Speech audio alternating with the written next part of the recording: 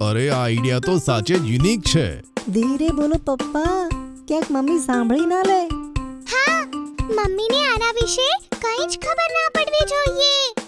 આ તો તેમના માટે સરપ્રાઈઝ છે. Mummy the super girl. સ્કૂલમાં ઉનાળાની રજાઓ ચાલતી હતી અને ગટ્ટુ ચિંકી તેમના ફ્રેન્ડ્સ મોન્ટી, પિંકી અને હરી સાથે પાર્કમાં રમી રહ્યા હતા. ત્યાં પિંકીએ નોટિસ કર્યું એક શોપિંગ મોલનું મોટું બેનર, જેમાં લખ્યું હતું મધર્સ ડે સ્પેશિયલ ઓફર્સ. અરે મિત્રો, કાલે મધર્સ ડે છે. તમે લોકોએ કંઈ વિચાર્યું? આ ડે કેવી રીતે સેલિબ્રેટ કરશો તે? હું તો મારી મમ્મીને એક ચોકલેટ બોક્સ ગિફ્ટ કરીશ, મારી ફેવરેટ ચોકલેટ, કેમ કે પછી તો એને હું જ ખાવાનો છું.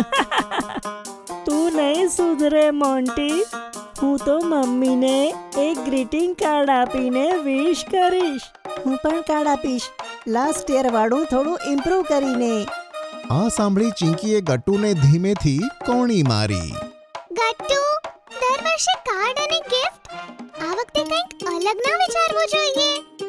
તો પછી શું કરીએ? આ વાળી સ્માઈલનો શું મતલબ? તારા મગજમાં કોઈ આઈડિયા આવ્યો છે? હા ગટ્ટુ. મને પણ બતાય, તારા દિમાગમાં શું ચાલે છે? ગટ્ટુ, વિચાર કે આપણે ફક્ત મમ્મીને ગિફ્ટ જ ના આપીએ, પણ તેમની લાઈફ સ્ટોરી આપણે તેમને સંભળાવીએ, એક પ્રેઝન્ટેશનની જેમ. પ્રેઝન્ટેશન? હા, તેમનું બાળપણ, તેમના સપનાઓ, તેમની ફની સ્ટોરીઝ, બધું જ. અને આપણે તે ટીવી પર બતાવીશું, એકદમ એક રિયલ શોની જેમ. યાર, આ તો ઝક્કાસ આઈડિયા છે. ગટ્ટુ ચિંકી હસતા હસતા ઘર તરફ ચાલતા રહે છે. ઘરે પહોંચીને તેમણે આમ તેમ જોયું. મમ્મી કિચનમાં હતી. પપ્પા ક્યાં છે? ત્યાં છે. ચાલ. બંને ચૂપચાપ પપ્પા પાસે પહોંચે છે અને તેમની એકદમ નજીક જઈને બેસે છે, જાણે કોઈ ગુપ્ત બેઠક ના થવાની હોય. શું વાત છે? આટલા સિરિયસલી કેમ બેઠા છો? પપ્પા, આ વખતે અમે મમ્મીને મધર્સ ડે પર કંઈક અલગ ગિફ્ટ આપવા માંગીએ છીએ. અલગ મતલબ? અમે મમ્મીના લાઈફની એક સ્ટોરી પ્રેઝન્ટેશન કરવા માંગીએ છીએ.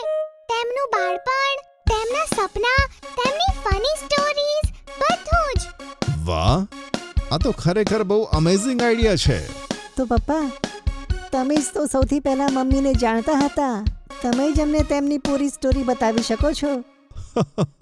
સારું, સાંભળો, પણ જે હું તમને બતાવવાનો છું, મમ્મીને ક્યારે ના કહેશો. તો બાળકો, તમારી મમ્મી સ્કૂલમાં એટલું બધું ભણતી હતી કે બધા ટીચર્સની ફેવરેટ સ્ટુડન્ટ હતી. સાચે જ? હા, ખાલી ભણવામાં નહીં, ગાવામાં પણ. તેમણે એકવાર કોલેજના એન્યુઅલ ફંક્શનમાં ગાવાનું ગાયું અને આખો હોલ તાળીઓથી ગૂંજી ઉઠ્યો હતો. તો મમ્મી સિંગર બનવા માંગતા હતા? બિલકુલ. તેમનું સપનું હતું કે તેઓ મોટા થઈને એક મોટી સિંગર બનશે. ચિંકી અને ગટ્ટુ એકબીજાને હેરાન થઈને જોવા લાગે છે. અને પછી? પછી જિંદગી આગળ વધી. ભણતર, કરિયર, લગ્ન, તમે બંને, અને તેમનું સપનું ક્યાંક પાછળ રહી ગયું. આ સાંભળી ચિંકીની આંખોમાં આંસુ આવી ગયા. તેણે જલ્દીથી પોતાની નોટબુકમાં કંઈક નોટ કર્યું. હા, જ્યારે તે રસોડામાં એકલા હોય છે તો હજુ પણ ગાતા હોય છે. તે તો અમારા પ્રેઝન્ટેશનનો સૌથી ઇમ્પોર્ટન્ટ પાર્ટ હશે પપ્પા. પપ્પા જોડે આખી સ્ટોરી સાંભળ્યા પછી ગટ્ટુ એન્ડ ચિંકી કામમાં લાગી ગયા. જ્યાં ચિંકી મમ્મીના લાઈફના દરેક એપિસોડના ડ્રોઈંગ બનાવવા લાગી, ત્યાં જ ગટ્ટુ લેપટોપ પર પ્રેઝન્ટેશન અને બેકગ્રાઉન્ડ મ્યુઝિકની તૈયારી કરવા લાગ્યો. ગટ્ટુ, તે આ શોનું કોઈ નામ વિચાર્યું છે? Mummy the super girl. વધારે ફિલ્મી નથી? મમ્મીને ફિલ્મી વસ્તુઓ પસંદ છે. હા, આ ટાઇટલ પરફેક્ટ રહેશે.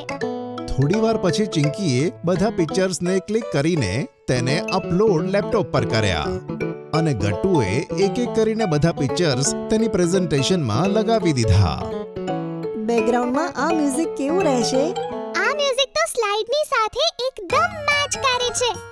ગટ્ટુએ પ્રેઝન્ટેશનમાં કંઈક ફિનિશિંગ ટચઅપ આપ્યા અને પછી બોલ્યો કે ફાઇનલી પ્રેઝન્ટેશન રેડી થઈ ગયું. બંને એકબીજાને જુએ છે અને કંઈ પણ કહ્યા વગર હસી પડે છે. બીજા દિવસે મધર્સ ડે હતો. ગટ્ટુ અને ચિંકીએ આખા દિવસમાં મમ્મીને મધર્સ ડે વિશ કર્યું ન હતું અને મમ્મીને લાગ્યું કે બાળકો કદાચ ભૂલી ગયા. પણ સાંજ પડતા જ બાળકો પોતાના સરપ્રાઈઝ શોની તૈયારીમાં લાગી ગયા.